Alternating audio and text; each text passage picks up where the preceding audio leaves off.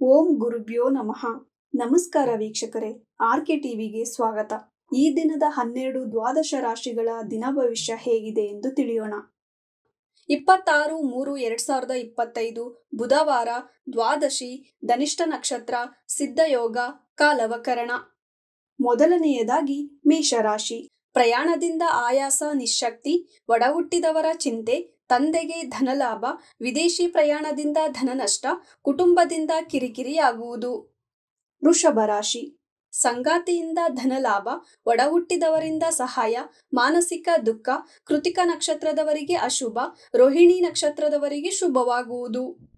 ಮಿಥುನ ರಾಶಿ. ಸಂಗಾತಿಯಿಂದ ದುಃಖ, ಉದ್ಯೋಗದಲ್ಲಿ ನಷ್ಟ, ವ್ಯಾಪಾರದಲ್ಲಿ ಲಾಭ, ಮಾತಿನ ಮೇಲೆ ಎಚ್ಚರ ವಹಿಸಿ. ಕಟಕ ರಾಶಿ.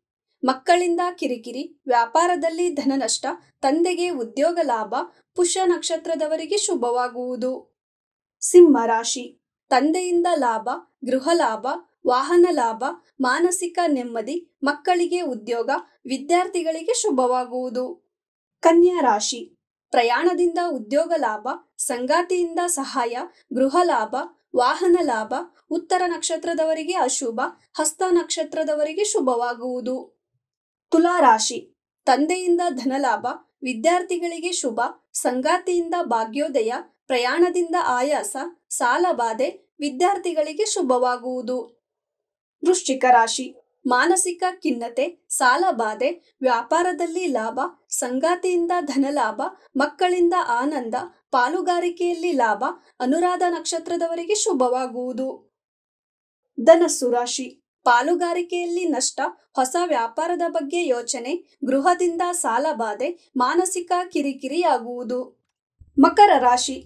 ವ್ಯಾಪಾರದಲ್ಲಿ ಲಾಭ, ಮಕ್ಕಳಿಂದ ಚಿಂತೆ, ಪ್ರಯಾಣ, ವಾಹನದಿಂದ ಕಿರಿಕಿರಿ, ಶ್ರವಣ ನಕ್ಷತ್ರದವರಿಗೆ ಶುಭ, ಉತ್ತರಾಷಾಢ ನಕ್ಷತ್ರದವರಿಗೆ ಅಶುಭ. ಕುಂಭ ರಾಶಿ. ಪ್ರಯಾಣದಿಂದ ಆನಂದ, ಉದ್ಯೋಗದಿಂದ ಲಾಭ, ತಾಯಿಯಿಂದ ಧನಲಾಭ, ಒಡಹುಟ್ಟಿದವರಿಂದ ನೆಮ್ಮದಿ ದೊರೆಯುವುದು. ಮೀನ ರಾಶಿ. ಗುರುವಿನಿಂದ ಒಳ್ಳೆಯ ಮಾರ್ಗದರ್ಶನ, ತಾಯಿಯಿಂದ ನೆಮ್ಮದಿ, ಧನಲಾಭ, ಉದ್ಯೋಗದಿಂದ ಪ್ರಯಾಣ, ಉತ್ತರ ಭಾದ್ರ ನಕ್ಷತ್ರದವರಿಗೆ ಶುಭವಾಗುವುದು. ಇದೇ ತರ ದಿನ ಭವಿಷ್ಯಕ್ಕಾಗಿ ನೋಡ್ತಾ ಇರಿ ಆರ್ಕೆ ಟಿವಿ ಕನ್ನಡ. ಧನ್ಯವಾದ.